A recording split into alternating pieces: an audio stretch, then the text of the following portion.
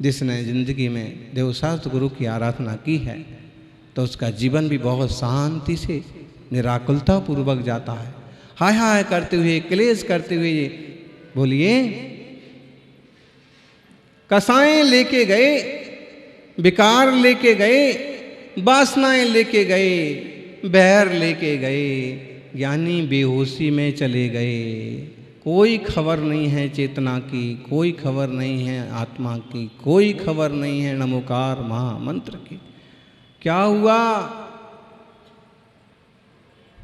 ये जीव जो क्लेश क्लेश में गया है ना, अति संक्लेश भावते मरियो घोर। जो क्लेश क्लेश में जाएगा वो कहाँ जाएगा? बोलो ज्ञानियों, क्लेश में मरने वाला कहाँ जाएगा? और संयम साधना में देह त्यागने वाला कहाँ जाएगा? स्वर्ग जाएगा। इसलिए मरने की कला सिखाता है जैन धर्म, जिन शासन। इस मंगलमय जिन शासन की छत्रत छाया में अपन सभी बढ़ें, आत्म कल्याण करें।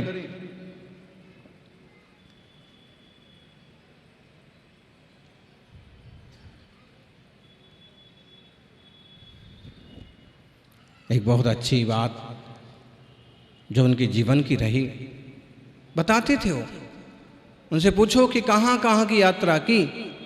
पूरे देश की यात्रा की, बसों ले ले करके। हैं? उनके बोलने का अपना ढंग था, बसों ले करके, और खूब लोगों की यात्रा कराई, खूब यात्रा की। और एक खास बात थी कि उन्होंने श्रावकाचार में, श्रावक धर्म के जीवन में जितनी यात्राएं की बस से, सम्मेद शिखर, गिरनार, चंपापुर, पावापुर, जिन जिनालयों की, वो वारिका जीवन में रात्रि में 12 बजे, 12:30 बजे जाग करके उन सारे तीर्थों का स्मरण करके रोज यात्रा करती थी। भाव यात्रा। उसका ही परिणाम है कि आखिरी तक याद बनी रही।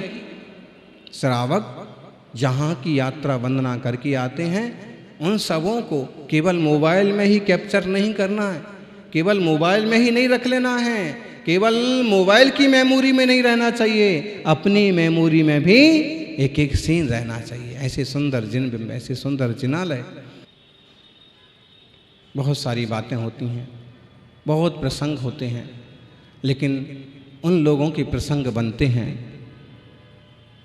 जिनका जीवन महान होता है, और जिनका जीवन तुच्छ होता है उनके कोई प्रसंग नहीं बनते। किसी की 4 दिन की जिंदगी 100 काम करती है, किसी की 100 बरस की जिंदगी से कुछ नहीं होता। थोड़े दिनों का ही संयम जीवन रहा, चूँकि 2006 से 2022 तक थोड़े दिन नहीं होते हैं, लेकिन फिर भी लंबी साधना वालों की बजाय इतने काल में भी उन्होंने कम से कम आधे जीवन उपवास के, और उनको कहो कि अभी आपका स्वास्थ्य खराब है तो ये उपवास आप रोक दो, कम कर दो। नहीं महाराज, 60 साल से कर रही हूं। कितने साल से? एक तो टाइफाइड जो था ना, वो भी 60 साल से था, और उपवास भी 60 साल से। बड़े बुजुर्गों से कभी मिलो, बैठो, उनसे बात करो, उनकी बातें बड़ी सुहानी होती हैं। कभी वो किसी बात को नाराज हो जाएं या गुस्सा कर दें, लेकिन थोड़ी देर में ही बहुत मुलायम हो जाते हैं। तो ऐसी कुछ चीज़ें, और मनोविनोद भी होता है, और जब उनसे बात करो तो उनको भी अच्छा लगता है, और उनको भी एक शक्ति आती है, साहस आता है, वो भी आगे बढ़ते हैं। तो 60 साल से कर रही हूँ अभी भी, पर 3 दिन पहले तो फिर उनने कहा कि अब मैं ये अब उपवास नहीं कर सकती। तो मैंने कहा कि आप तो 60 साल से कर रहे हो, तो 60 साल से कर रहे हो तो इस बार नहीं करना क्या? तो उन्होंने कहा कि नहीं, अभी तो कल तो मैं आहार करूँगी। तो मैंने कहा ठीक है, कर लो, कोई बात नहीं, कल आहार कर लो, परसों के दिन भी एकम मानी जा सकती है। तो उनने फिर आहार किया, फिर एकम का उपवास किया, फिर आहार किया, फिर उपवास किया, और कल उपवास लाइन में आ गया तो कल का भी उपवास ही था। एकांतर चल रहे थे। तो सुबह जब 2 बजे हमारे पास संदेश आया, हम जाग ही रहे थे लगभग 2:15 बजे, तो हमने विचार किया कि माता जी तो ऐसे ही करती है कि जरा सा बुखार आया, जरा सा तबीयत हो तो बड़े महाराज को बुलाओ, आचार्य महाराज को बुलाओ, आशीर्वाद दो। तो हमने त्रिलोक जी को कहा कि आप जाके देखो, और हम अपना जाप वगैरह करने लगे। फिर 2:30 बजे समाचार आया, फिर 3 बजे भी आया, तो हमने तो ध्यान ही नहीं दिया, क्योंकि बोली मैं जयपुर में महिला मंडल की अध्यक्ष रही हूँ और खूब नाटक खेले, खूब नाटक करवाए किए, तो हम समझते थे कि कभी कभी यहाँ भी थोड़ा सा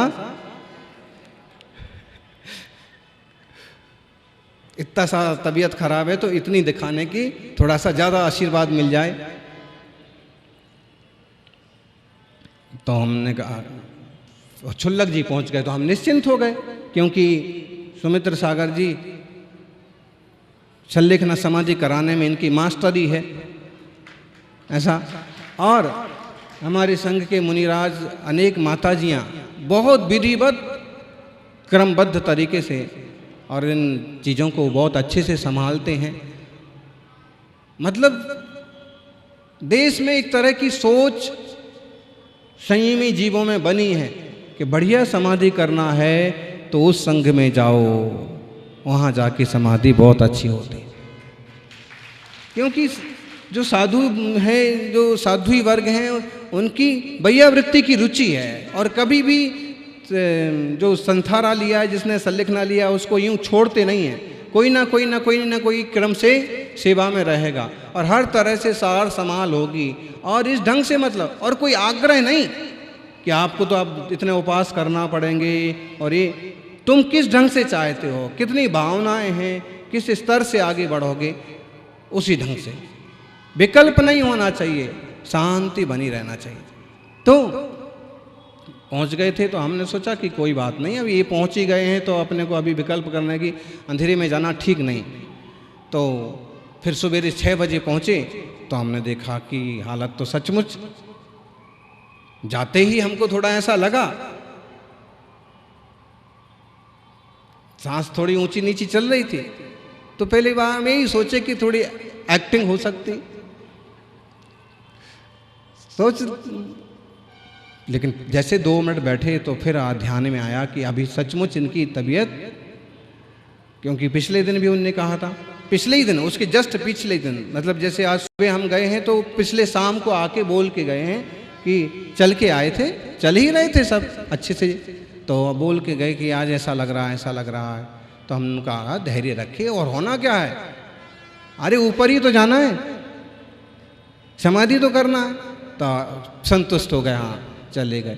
सुबह 6 बजे हम पहुँचे और हमने भली भांति नज़र किया, ध्यान में आया कि सांस गड़बड़ चल रही है। आशीर्वाद दिया, थोड़ा उनको संबोधन किया। अष्टमी थी, मौन था, फिर भी अचानक से मुंह खुल गया और हम बोलने भी लगे, और उनको तो भी उस संबोधन पर ज़्यादा ध्यान नहीं दे पाए। तो फिर हमने इशारा किया कि भाई आप लोग पूरा ध्यान रखिए, मामला थोड़ा सा गंभीर है। फिर उठते उठते एक बार आंखें खोली और आशीर्वाद दिए चले। फिर 8:30 बजे जब इस तरफ आ रहे थे तो फिर हम एक बार फिर गए। हमारे साथ सांगानेर के विधायक अशोक लाहौटी भी थे। तो देखा कि वही स्थिति है जो सवेरे 6 बजे थी, लेकिन बैठे और पिच्ची लगाई, वो पिच्ची लगते ही और महाराज ने संबोधित किया कि आचार्य महाराज आए, तुरंत आंखें खोलती। सबको एकदम कुतूहल लगा कि मतलब 2 बजे से आंख खोल नहीं रही अम्मा, और अब भी हाल आंख भी खोल दी और कमंडल का पानी के लिए हाथ आगे। मतलब एक श्रद्धान की औषधि है, सिर पर लगाएंगे गंधोदक की तरह और सही हो जाएंगे। तो दे दिया। फिर हम यहाँ आप अपन सब एकत्रित थे तो कार्यक्रम के निमित्त से ज्योतिष सम्मेलन के लिए यहाँ आ गए। फिर माता जी क्रमबद्ध तरीके से संभालती रहीं, संबोधित करती रहीं। पाठ सुनने का बहुत था, मेरे पाठ नहीं छूटना चाहिए। पाठ जो है भक्तामर जी, बड़ा समाधि मरण, तत्वार्थ सूत्र, सहस्र नाम, मेरे सारे पाठ होना चाहिए। ये माता जी नहीं सुनाती है, वो माता जी, और जो सुनाती ना तो थोड़े दिन बाद वो उनका ट्रांसफर कर देती। अभी अद्भुत मतलब। और फिर महाराज जी ऐसा करो, या तो वो माता जी को बोल दो वो मेरे को पाठ सुनाए, और नहीं तो वो अमृता के पास जो डिब्बा है ना, वो डिब्बा मेरे पास रख दिया करे। ये डिब्बा तो उसमें सारे पाठ आते, वो डिब्बे में मोबाइल। तो हमने फिर कहा कि भाई नहीं, आपको माता जी पाठ सुनाएंगी, आप डिब्बे की फिक्र मत करो, मोबाइल की अच्छा नहीं लगता।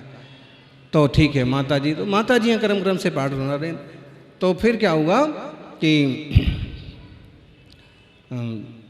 बहुत अच्छे से कल अष्टमी का दिन गया।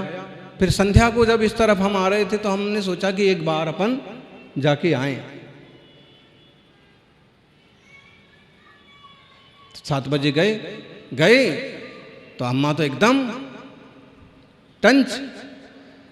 फिर उठ के बैठ गए, आशीर्वाद दिया। फिर वही पानी भी दे दिया। फिर संबोधित किया महाराज जी ने कि आप पूरा आलोचना कर लीजिए। तो उन्होंने पूरी आलोचना की। जिंदगी भर में कोई दोष लगे हैं, कोई पाप हुए हैं, उन सब की मैं आलोचना करती हूँ, पूरे संघ से क्षमा मांगती हूँ, सबको क्षमा करती हूँ। आप मुझे बहुत क्षमा करना, आपकी कृपा से बहुत अच्छे से जीवन चला और मेरी साधना पूर्णता की ओर है। और आज दिन भर का भी, शाम के प्रतिक्रमण होते ना, तो आज दिन भर का भी जो प्रायश्चित है वो भी दो। तो थोड़ा थोड़ा ऐसे आधे आधे शब्दों में वो बोलते गए। फिर हमने उनको कहा कि आपका अंतिम प्रवचन तो हुआ ही नहीं, आपका अंतिम प्रवचन करो। जब भी वो ऐसे करते थे ना कि अब मेरी तबीयत खराब हो गई और मेरी समाधि होगी, तो हम उनको बोलते थे कि अंतिम प्रवचन कर दो। फिर तो अभी अंतिम प्रवचन, तो उनने थोड़ा सा उत्साह दिखाया भी कि बोलें। फिर समय हो रहा तो हम ही सोचे कि अभी इनको ज़्यादा उत्साहित मत करो, थक जाएंगे। तो फिर उन्होंने आलोचना की, उत्तमार्थ प्रतिक्रमण किया और रोकने की कोशिश की कि और बैठें, लेकिन भाई टाइम के हिसाब से चलेंगे तो अच्छा रहेगा, उपलब्धियां होंगी। और अगर अपन समय का ध्यान न रखेंगे तो साधना का भी स्वाद बिगड़ जाता। तो हम उठे, आशीर्वाद दिया, चले आए। और तब भी हमने माताजियों को इशारा कर दिया, मतलब 2-2 जने क्रम क्रम से टाइम बदल के ध्यान रखना। और वहाँ से आ गए, साधना सामायिक में चले गए। फिर 8:30 बजे संदेश आया। चूँकि लग तो गया था हमको, और सवेरे ही फिर हमने इशारा कर दिया था कि बहुत अच्छे से ध्यान रखो, सांसों का जिस ढंग से उतार चढ़ाव। फिर भी बोले कि उनने अपना शाम को प्रतिक्रमण भी पूरा सुना, स्वाध्याय करके सुनाओ, स्वाध्याय भी पूरा सुना। और जब हम वहाँ से उठने लगे तो हमने कहा कि देखिए अब हम सामायिक के लिए जाएंगे, आप भी सामायिक करो। तो बोले हाँ, अब मैं भी सामायिक करती हूँ, शाम को 7 बजे। उसके बाद भी लोग गए तो भी आशीर्वाद दिया, बोलना तो बंद कर दिया, आशीर्वाद दिया और सामायिक चालू कर दी। सामायिक करते करते 8:30 बजे माताजियाँ थीं, संबोधन कर रही थीं। और तब उन्होंने सामायिक में समाधि होना जीवन का सबसे बड़ा सौभाग्य, क्योंकि परिणाम संभले हुए हैं ना। परिणाम एकदम पहले ही हम सामायिक की तैयारी में हैं, पूर्ण निर्मलता है, अभी प्रतिक्रमण किया है, पूर्ण आलोचना की है, मन पूरा स्वस्थ है, विचार पूरे शांत हैं। और इस तरह से उन्होंने बहुत अच्छे से निर्मलता बढ़ाते हुए रात्रि 8:30 बजे हम सब भी उपस्थित हो गए और सौभाग्य देखिए कि एक श्रावक एक श्राविका क्रमबद्ध जीवन में 6 आवश्यक का पालन करे, देवशास्त्र गुरु से जुड़ा रहे तो जीवन की अंतिम सांसें भी ऊंचाइयों तक चली जाती हैं। सारांश क्या है बताइए? आप लोग इतना कमा रहे हैं, इतना धमा रहे हैं, इतना सा नाम कमा रहे हैं, सब चीज़ें हैं, लेकिन सारांश क्या है?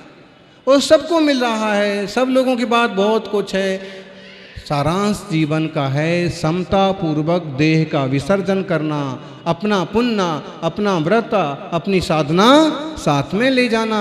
यानी मुंबई जैसे महानगरों में भी सूचना कर देते हैं, ये बिल्डिंग पुरानी हो गई है, ये कभी भी गिर सकती है, गिर जाएगी, हमारी कोई जिम्मेदारी नहीं है।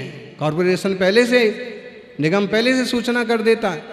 और अब आपकी बुद्धिमानी है कि आप उस बिल्डिंग को खाली कर दो, ना करोगे ना, और बरसात में पूरी ढलक जाएगी, 10-5 मर जाएंगे, सब दब जाएगा, और फिर तुमको मुआवजा भी मिलने वाला नहीं है। नोटिस चस्पा था।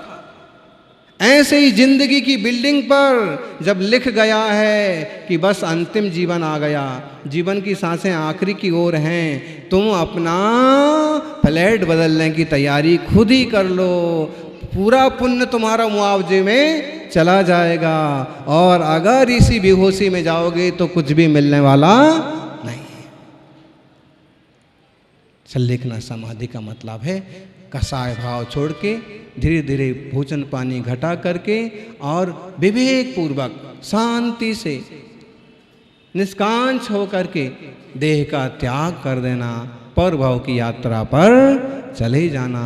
सल्लेखना समाधि आत्महत्या नहीं है, वहाँ जबरदस्ती नहीं की जाती है, अपितु जब जा ही रहा है जीवन, देख रहे हैं उपसर्गे दुर्भिक्षे जरसि रुजायाम च निःप्रतिकारे धर्माय तनु विमोचन नाहु सल्लेखना मार्या। उपसर्ग आ गए, दुर्भिक्ष पड़ गए, परेशानियां खड़ी हो गई, खतरनाक बीमारी आ गई, बहुत बुढ़ापा आ गया, पता ही पड़ रहा है। डॉक्टर भी कई बार बोल देते हैं कि भाई गारंटी नहीं है, भगवान का नाम लो, आई एम सॉरी। अब भाई तो बुद्धिमानी इसी में है कि सहजता पूर्वक, विवेक पूर्वक और निर्विकल्प भाव से देह को देह मान के छोड़ दिया जाए और चेतना परभव के लिए गमन कर जाए। भगवान जिनेश्वर से प्रार्थना है कि उत्तम समाधि मरण जैसी दुर्लभ वस्तु हमें भी उपलब्ध हो। जय बोलिए 24 तीर्थंकर भगवान की।